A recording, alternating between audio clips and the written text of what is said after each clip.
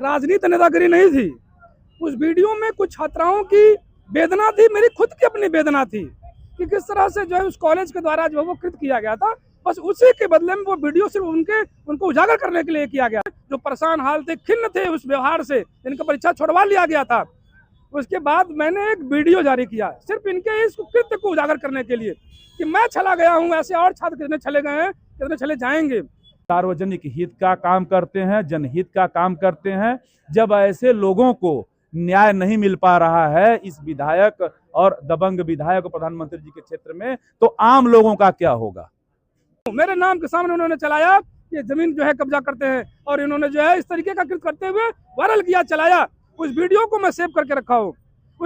और वो दबंग किस्म के हैं, भूमाफिया किस्म के हैं, और लगातार उनके ऊपर आरोप लगता रहा है कि वो गरीबों की जमीन, बंजर, नाले पे जहां भी उनका जो है देखा जाए अवैध कब्जा करके वो निर्माण करते रहते हैं। तमाम लोगों के घर के बच्चे पढ़ते होंगे, उन कॉलेज वालों के भी बच्चे पढ़ते होंगे, लेकिन जो गरीब हैं, जो मिडिल क्लास के लोग हैं, जिनकी चाहत रखती है कि मैं अपने घर की बच्चियों को शिक्षा दूं, बेहतर शिक्षा दूं, अगर मेडिकल लाइन में कोई शिक्षा देना चाहता है तो ये उसका अपराध नहीं है। अगर उसके पास 10 दिन फीस कम लेट होता है फीस, तो अपराध नहीं है, उसका एग्जाम छुड़वा देंगे। ये बिल्कुल जो भी समस्या का समाधान होगा, बच्चों के साथ खिलवाड़ नहीं किया जाएगा। ठीक है जी सर, बहुत धन्यवाद। तो भी उम्मीद है, तो मैं उसी के गुहार लगा रहा हूँ हर जगह, देखता हूँ न्याय कहाँ से मिलती है। उम्मीद करता हूँ कि सरकार इस पर संज्ञान में लेगी और हमें न्याय मिलेगी, क्योंकि अधिकारी के रास्ते। और ये हमारे साथ में बाबू अली साबरी जी हैं, इनका एक वीडियो वायरल हो रहा है बहुत जोरों शोर से। आज उस वीडियो के बारे में हम जानेंगे क्या RS वर्ड पब्लिक स्कूल का जो ये वीडियो वायरल हो रहा है इनके साथ का, क्या उसमें क्या बात है, क्या सच्चाई है, उनसे हम जानने की कोशिश करेंगे। जी सर, आप अपना परिचय बताएं। जी नमस्कार, मेरा नाम बाबू अली साबरी अधिवक्ता है। साथियों, एक वीडियो वायरल हुआ था 5 दिसंबर 2025 को, और वो वीडियो में कोई राजनीति नेतागिरी नहीं थी। उस वीडियो में कुछ छात्राओं की वेदना थी, मेरी खुद की अपनी वेदना थी कि किस तरह से जो है उस कॉलेज के द्वारा जो है वो कृत किया गया था।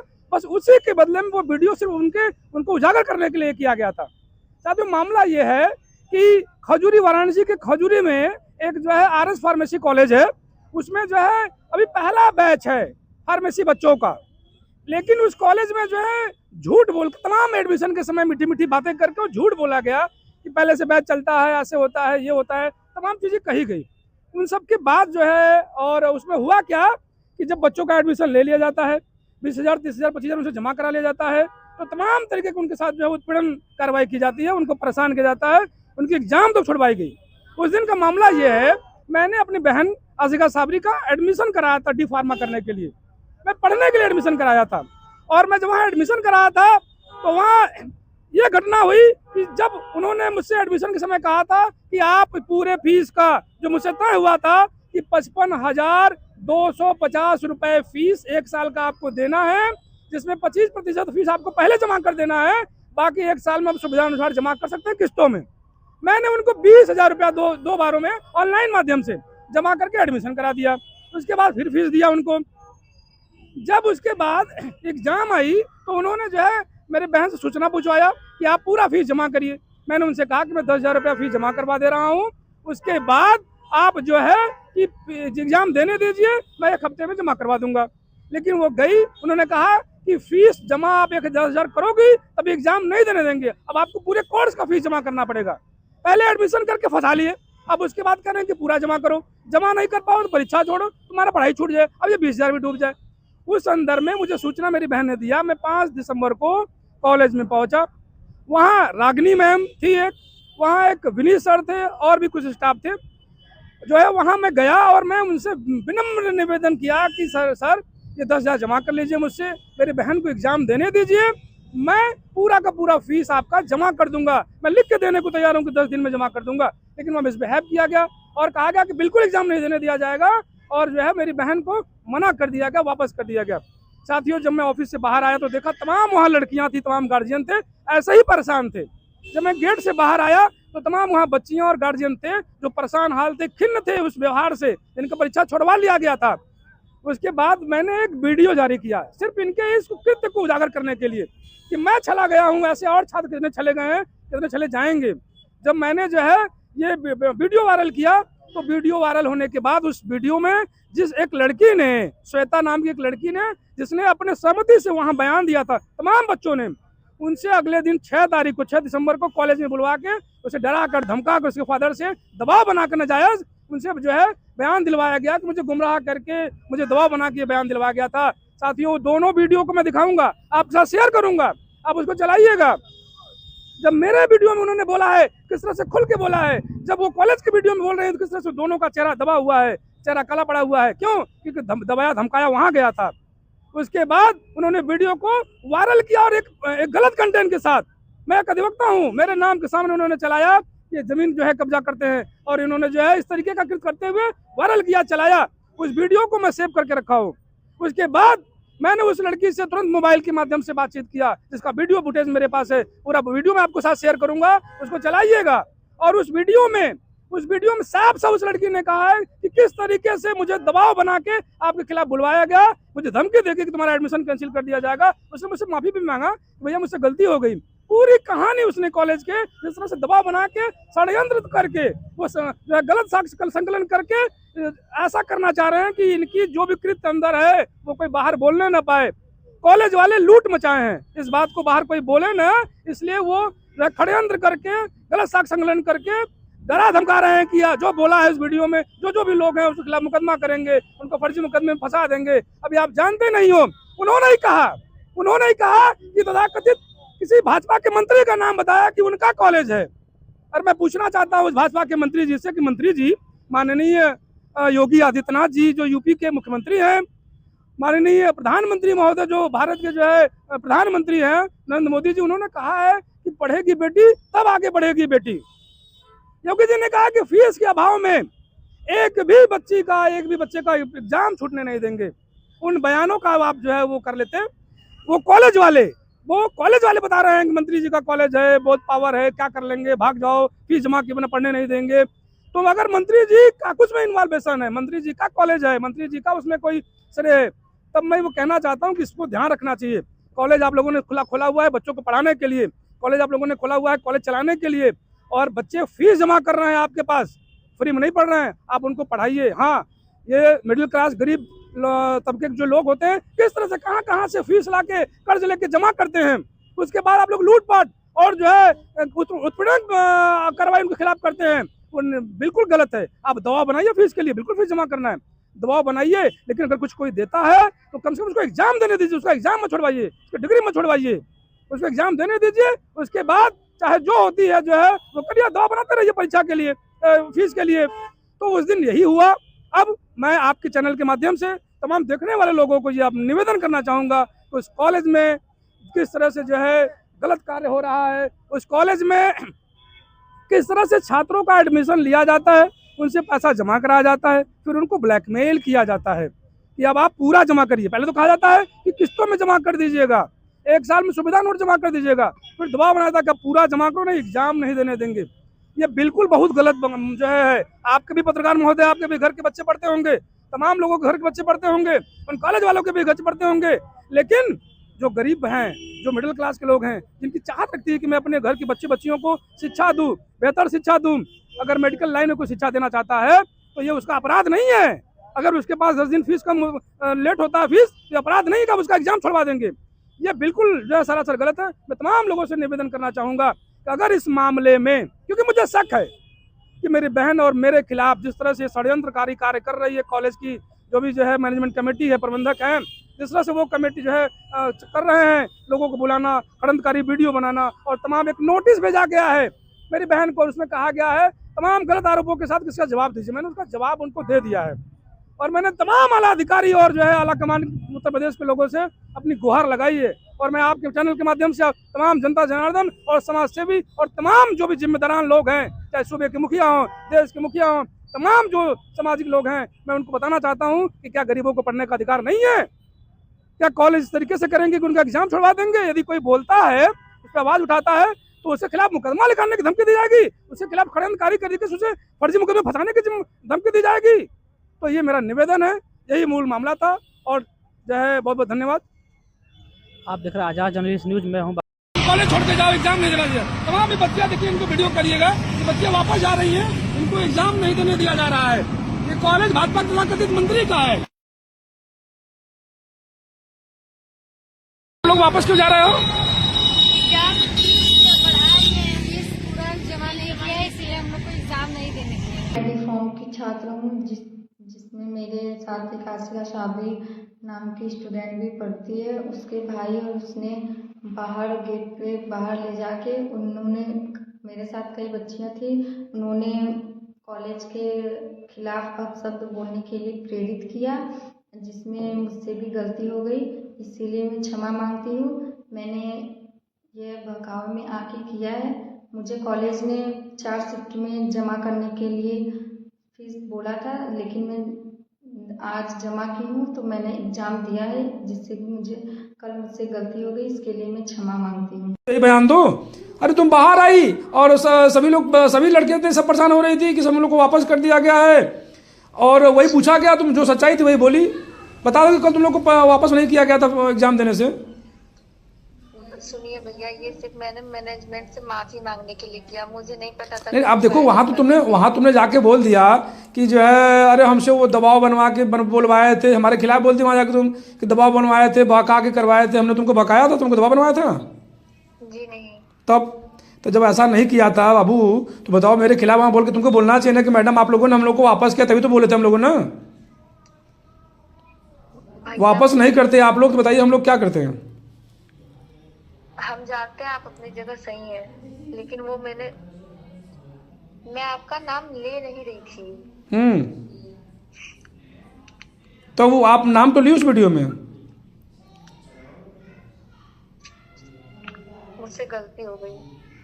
लेकिन जानते हो अभी आप, मैं तो कुछ गलती किया नहीं था। अब मैंने तो आपको एक बार भी बोला कि नहीं यही आप बोलना, या पहले से कोई बातचीत किया था वीडियो से पहले?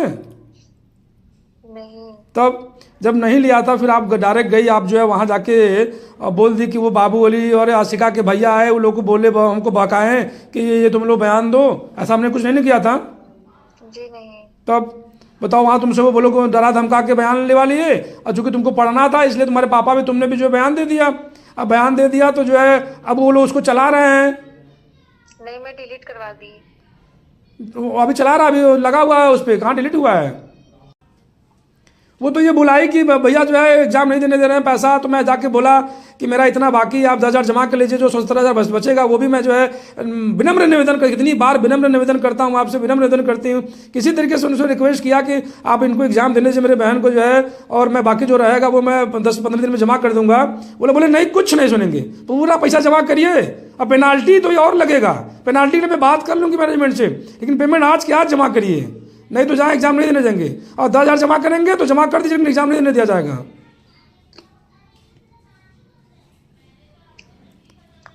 तुम्हारे सामने से बात हो रहा था ना? क्या? तुम्हारे सामने से बतिया हो रहा था ना, जब इतना रिक्वेस्ट कर रहे थे। कहा? हाँ भैया, ये बात सही है। फिर वो लोग क्या बोल रहे थे कि कुछ नहीं सुनाई होगा, जाइए पैसा जमा करिए, एग्जाम नहीं देने दिया जाएगा। चलो, जोरों शोर इन लोगों का वीडियो वायरल, बच्चों का वायरल हो रहा है। आइए उस वीडियो की पड़ताल में हम जानने की कोशिश करेंगे इन लोगों से। जी आप अपना परिचय बताइए बाबू। जी सर, हम भी एडमिशन कराए थे आर्यस फार्मेसी कॉलेज में, और वहाँ पर जब हम एडमिशन लेने गए तो वहाँ पर ये कहा गया, हाँ बेटा तुम करा लो एडमिशन, भर सकती हो फीस, इतना तुम्हें टाइम दिया जा रहा है, क्योंकि तुम यहाँ के स्टूडेंट रहोगी तो टाइम तो दिया जाएगा तुम्हें।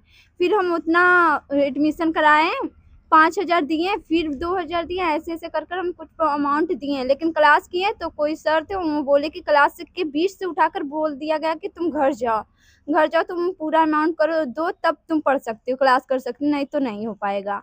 तो हम पूरा फीस जमा नहीं कर पाए, इसकी वजह से हम छोड़ना ज़्यादा पसंद। अच्छा, 20 क्लास से आपको निकाल दिया गया स्कूल से? जी सर, कॉलेज से 20 क्लास से हमें उठाकर निकाल दिया, जबकि मैं क्लास कर रही तो 1 घंटे पढ़ चुकी थी उसमें, फिर भी वहाँ से उठा दिया गया। ये नहीं कहा गया कि आज आई हो, अच्छा फर्स्ट दिनों क्लास कर रही हो, कल लो, कल से नहीं आना। मुझे उसी क्लास के बीच से उठाकर बोल दिया गया कि घर जाओ, जब तक पैसा नहीं जमा करोगी तब तक नहीं पढ़ सकती हो। कुछ समय मांगा गया था आपकी तरफ से कि सर इतने समय में हम जमा कर देंगे, उसके बाद भी उन्होंने निकाल दिया क्या? जी सर, समय दिया गया था, मैम लोग थी, समय दी थी कि इस डेट तक तुम्हें जमा करना है, उससे पहले भी आकर मुझे निकाल दिया गया वहाँ से। अच्छा, एक समय दिया गया था आपको कि इतने समय तक देना है, लेकिन फिर भी उससे पहले ही आपको निकाल दिया गया। वहाँ से। अच्छा, ये क्या लिए हैं आप? ये क्या फीस फीस रसीद है जी, यहाँ फीस अच्छा, रसीद अभी है। हम कैमरामैन से कहेंगे दिखाने की कोशिश करें। ये बच्चियां हैं जो फीस रसीद लेके बैठी है, कई पार्ट में इन्होंने फीस जमा किया हुआ है और फिर भी अभी तक इनका फीस के वजह से इनको निकाल दिया गया, बीच क्लास से निकाल दिया गया। जी सर, आप अपना परिचय बताएं। मैं सुनील कुमार सिंह, पूर्व उपाध्यक्ष central bar association Banaras Varanasi, पूर्व अध्यक्ष व महामंत्री थी तहसील बार एसोसिएशन राजा तालाब वाराणसी। एक वीडियो वायरल हुआ सर, उसमें कुछ बच्चियों को आरएस वर्ड पब्लिक स्कूल से फीस की वजह से निकाल दिया गया, बच्चियों का आरोप है। उस आरोप वायरल वीडियो का पड़ताल करते वक्त हमारी जो टीम है जो हेरिटेज हॉस्पिटल पहुंची, डॉक्टर के पास, जो डॉक्टर साहब का आरोप है कि वो हॉस्पिटल जमीन है जो जमीन हमारी है उस पर उन्होंने विद्यालय जबरदस्ती, विद्यालय जो प्रबंध समिति उन्होंने बनाया है, क्या ये उनकी आरोप जो सत्य है? देखिए, दो बातें हैं। ये भारतीय जनता पार्टी के बाहुबली एक विधायक हैं रविंद्र जायसवाल जी, जो कई बार से आदरणीय प्रधानमंत्री जी के सांसदीय क्षेत्र में विधायक होते चले आ रहे हैं और वो दबंग किस्म के हैं, भूमाफिया किस्म के हैं और लगातार उनके ऊपर आरोप लगता रहा है कि वो गरीबों की ज़मीन, बंजर, नाले पे जहाँ भी उनका जो है देखा जाए अवैध कब्जा करके वो निर्माण करते रहते हैं। और हमारे क्लाइंट हैं डॉक्टर अर्चना जी और उनके हस्बैंड हैं डॉक्टर श्रमिड़ जी। तो उनका एक बंटवारा का वाद था, कल्लीपुर में उनकी है ज़मीन। वो ज़मीन है इनकी जो है 3 आराजियों में उनकी है ज़मीन। एक है आराजी नंबर 1518, दूसरा है 1519 और तीसरी उनकी ज़मीन है आराजी नंबर 1519 का शेष है। इन्होंने अलग अलग जो है बैनामा लिया था। उन्होंने पहला बैनामा लिया था डॉक्टर अर्चना ने, आराजी नंबर 1518, रकबा लिया था 0.340 हेक्टेयर। ये उन्होंने बैनामा लिया था श्रीमती पौधारी देवी पत्नी स्वर्गीय देवनाथ उपाध्याय निवासिनी मौजा कल्लीपुर। और दूसरा बैनामा, ये बैनामा उन्होंने लिया था दिनांक 5/3/2010 ईस्वी को, जो ये है। कैमरामैन से कहेंगे कि ये दस्तावेज दिखाने की कोशिश करें जनता। ये है जो उन्होंने बैनामा लिया था, ये है बैनामा उन्होंने लिया था। और दूसरा उनका बैनामा है, दूसरा उन्होंने बैनामा लिया था आराजी नंबर 1519 और 1520। ये रकबा 0.259 हेक्टेयर ये बैनामा है। ये उन्होंने लिया था, ये बैनामा का डेट है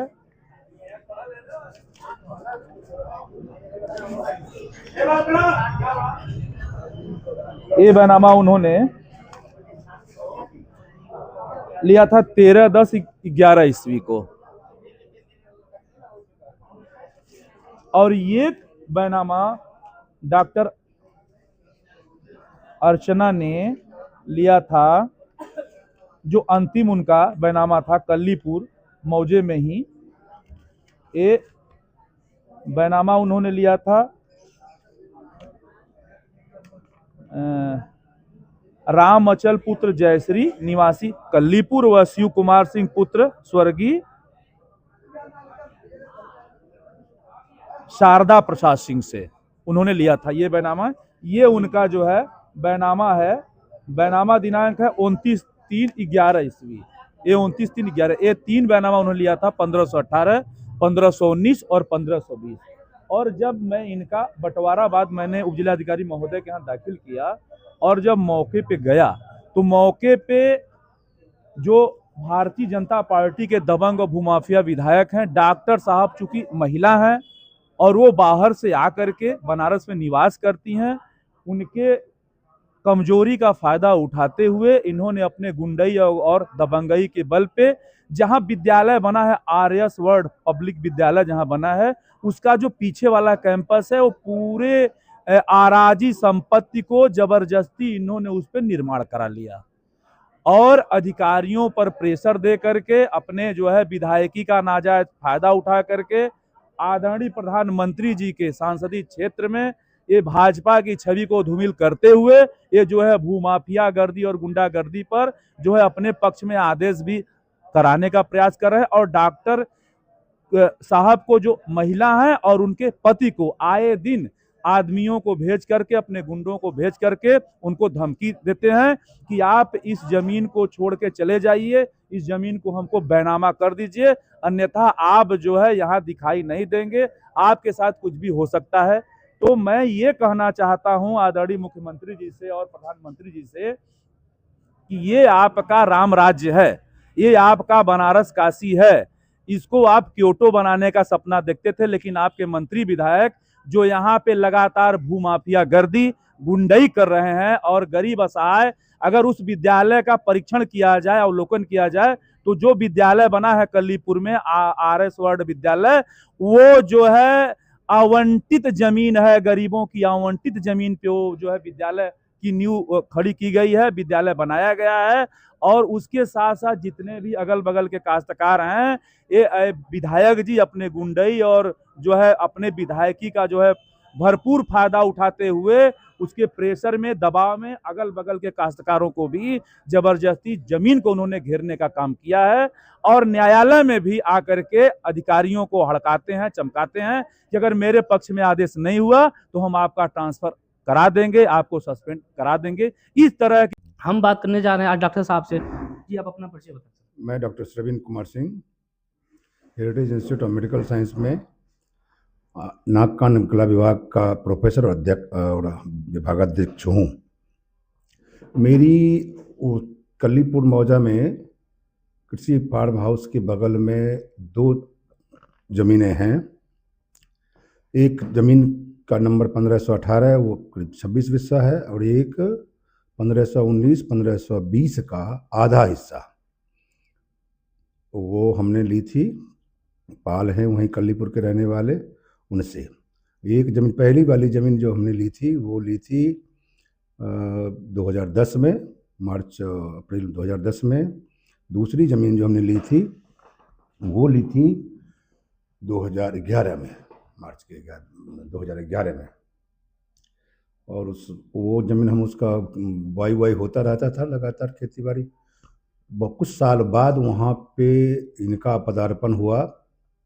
रविंद्र जायसवाल विधायक है और मंत्री भी हैं अभी प्रदेश के, स्टाम्प मंत्री। उसके आने के बाद वहाँ की जैसे तैसे ज़मीन उन्होंने यहाँ पे अपना एक्वायर किया, जिस भी तरीके से एक्वायर किया उन्होंने किया। एक्वायर करने के बाद वो निरंतर 2015-16 से ये हम पे दबाव बनाने लगे। उनके कई लोग, उनके कर्मचारी, कोई मैनेजर हमारे यहाँ लंका हमारे क्लिनिक पे भी आते थे कि ज़मीन दे दीजिए, ज़मीन दे दीजिए। ज़मीन का ज़मीन काम के लिए मैं लिया हूँ, उसमें मैं कुछ कंस्ट्रक्शन करा करके नर्सिंग कॉलेज खोलना चाहता हूँ। तो नहीं, क्या करेंगे, वहाँ से जा तो कहीं और खोल लीजिए, यहाँ से निकल लीजिए। तो इस निरंतर ही प्रक्रिया चलती रही। कई बार मैंने अपने समाज के लोगों से चर्चा भी किया कि इस तरह की एक्टिविटी कर रहा है। तो तब तो थोड़ा सा बहुत ज़्यादा एग्रेसिवली नहीं दबाव कर रहे थे। बाद में उन्होंने अपने वहाँ की ज़्यादा ज़मीनों उन्होंने अधिग्रहित किया, एक्वायर किया, उसके बाद कंस्ट्रक्शन किया, स्कूल चलाना शुरू किया। तो उसके बाद से निरंतर दबाव हम पे ज़्यादा बनाने लगे। अब हुआ रिसेंटली यूँ, कुछ लोग हमारे यहाँ कॉलेज के भी थे, एक इंजीनियर के सिंह, उनको भी वही कई बार हमारे यहाँ भेजा। तो उन्होंने एक बार इशारा किया हमको, डॉक्टर को, इंजीनियर के सिंह, कि वो कह रहे हैं कि अगर नहीं ज़मीन देगा तो उसका रास्ता हम बंद कर देंगे और घेर लेंगे। इस पे प्रक्रिया में क्या हुआ कि जो ज़मीन 1519-1520 का आधा हिस्सा एक भाई का हमने लिया था, और दोनों 1519-1520 का भाइयों के बीच में कोई फांट वांट नहीं हुआ था, इसलिए मैंने भी उसकी बाउंड्री नहीं करी थी, उनसे फांट वांट नहीं हुआ था। तो उनने बाकी आधी जो ज़मीन थी उसको प्रेशर से, दबाव से डाल करके उसके दूसरे भाई से उन्होंने रजिस्ट्री करवा ली, इसलिए कि इसके अगर ऐसा करा लेंगे तब इनका हम रास्ता ब्लॉक कर देंगे। और उसका करने के बाद तुरंत उन्होंने क्या कि पहले उन्होंने पिलर और तार डाल करके घेर दिया। तो फिर मैंने कंप्लेन की, इसकी कंप्लेन उनके पास गया भी। उन्होंने उस वक़्त तो बड़ा सफाई से कहा कि नहीं, मैंने ऐसा काम नहीं करता हूँ, मेरा ये काम नहीं है, और जो सर्वोदय है दिखता है, जो दिखता है, जो हाथ कंगन को आरसी किया, पढ़े लिखे को फारसी किया, तो जो दिखता है वो दिखता है, अपने घेर रखा है। चक्रोड जो हमारी ज़मीन तक पहुंची उसको ब्लॉक कर दिया उन्होंने। उसके बाद फिर हमने फांट बाट का वो लगाया और मैंने कंप्लेन दर्ज की पीएमओ साहब के उस पर पोर्टल पे भेजा और सीएम पोर्टल पे भी भेजा। उसकी कार्रवाई अभी जो हो रही होगी। और कल हमें फ़ोन अभी आया था एसीपी के यहाँ से कि आपका कंप्लेन है पीएम पोर्टल पे, और वहाँ से आया है, हमको इसके बारे में जानकारी लेना है। तो कल मैं एग्ज़ाम लेने के लिए गया हुआ था गया मेडिकल कॉलेज, वहाँ से लौट रहा था तभी उनका फ़ोन आया था। उनका मैं कल पहुँच रहा हूँ, कल हम आपसे मिलते हैं, बात होती है। तो ब्लॉक अब वो दबाव डाल के अब तो घेर दिया, अब सारे रास्ते बंद कर दिया उन्होंने। अब करे कि तुम इसको औने पौने देख के निकलो। और उसका बेटा तो यहाँ तक कहा कि इसको कभी किसी दिन उठा के लाओ, ठीक कर देते, अपने आप दे देगा। अब मैं गुहार लगा रहा हूँ हर जगह, देखिए कहीं से न्याय मिलता है, रास्ते मिलते हैं। कहने का तात्पर्य यह है कि ये जो दुर्भाग्यपूर्ण है और दुखद है कि मैं बचपन से संघ का में सेवा दे रहा हूँ, ABVP से भी हूँ, और बहुत तरह से जाकर के बनवासी आश्रम में कैंप लगाता था। जो जहाँ तक स्वास्थ्य सेवा नहीं पहुँची थी तो वहाँ की सेवा के लिए मैं निरंतर जाता रहता था, आज भी जाता हूँ। और हमारे साथ जब हम उसी सिस्टम से हैं, अब उनके साथ इतना अन्याय हो रहा है तो बाकियों के साथ क्या करते होंगे पता नहीं। और ये भूमाफिया ही हैं और एक तरह से एक्सटॉर्शन का काम है ये। और सबसे सॉफ्ट होता है डॉक्टर, तो एक्सटॉर्शन के लिए मैंने सबसे कमज़ोर उनको वही लगा मैं, और वही हो रहा है जो बाकी सरकारों में पहले हुआ करता था। डॉक्टर ही टारगेट हुआ करता, डॉक्टर को ही हमेशा। आपको पता होगा कि पहले की वही ऐसे होती थी, अभी तो अब मैं टारगेट हम लोगों ने बनाया है एक्सटॉर्शन के लिए, और वो निरंतर कर रहे हैं। देखिए न्याय मुझे कहाँ से मिलता है, मैं उसका उम्मीद कर रहा हूँ कि न्याय मिले। अब वहाँ पे फाट बाट का साल भर से लगा हुआ है मुकदमा, और वो अधिकारी पे दबाव डाल के उस पर कोई निर्णय नहीं लेने दे रहे। जैसे कि आपका कहना है कि जो हमारा रास्ता था हमारे प्लाट पे आने जाने के लिए, उस पे बाउंड्री वाल करके और जबरदस्ती तरीके से बाउंड्री वाल करके उसको हमारा रास्ता अगर सभी प्लाट पे जाने के बंद कर दिया गया है, और प्रेशर बनाया जा रहा है उनकी तरफ से कि जबरदस्ती हमको जमीन वो क्रय विक्रय करिए। ये प्रक्रिया बहुत दिन से कर रहे थे, अब क्योंकि अब उन्होंने रास्ता ही बंद कर दिया है।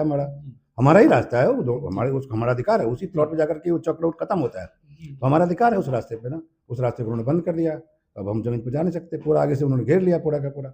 हमारे जब जमीन पे एक्सेस ही खत्म हो गया तो अब उनको लगता है कि निकल जाए, बेचना ही पड़ेगा, इसको देना ही पड़ेगा, या जैसे या छोड़ के जाना पड़ेगा, तो भी उम्मीद है। तो मैं उसी के गुहार लगा रहा हूँ हर जगह, देखता हूँ न्याय कहाँ से मिलती है।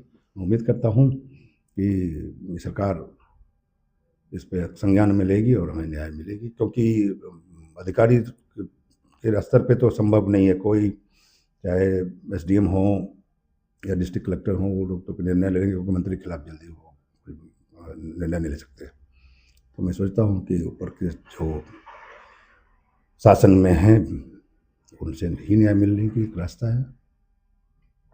जैसे कि देखिए डॉक्टर साहब का कहना है कि मैं बचपन से RSS में जुड़ा हूँ, बचपन से एक RSS का एक छोटा सा कैडर कार्यकर्ता रहते हुए आज भी चले आ रहे हैं, और हमारे ज़मीन पर जब ऐसे भी अतिक्रमण किया जाएगा, ज़बरदस्ती दबाव बनाया जाएगा विक्रय के लिए, तो बताइए और लोगों के साथ क्या होता होगा। इनका कहना है कि बताइए कि जब हम अभी आदरणीय प्रधानमंत्री नरेंद्र मोदी जी के एक विचार से मैं प्रभावित हूँ। सर एक इधर वीडियो वायरल हो रहा है, इधर भी बच्चियों को कुछ विद्यालय के जो RS वार्ड पब्लिक स्कूल है वहाँ से निकाल दिया गया है। क्या इस वीडियो में कुछ सरकार की तरफ से स्पष्टीकरण आपकी तरफ से इसलिए वीडियो वायरल किया जा रहा है? शायद वो आयुष जायसवाल जी का भी विद्यालय है। उसके लिए अभी जानकारी हम लोगों को नहीं है, वो आप दे रहे हैं, तो बात करके उनसे जो भी समस्या का समाधान होगा, बच्चों के साथ खिलवाड़ नहीं किया जाएगा। ठीक है जी सर, बहुत धन्यवाद। आप देख रहे हैं आजाद।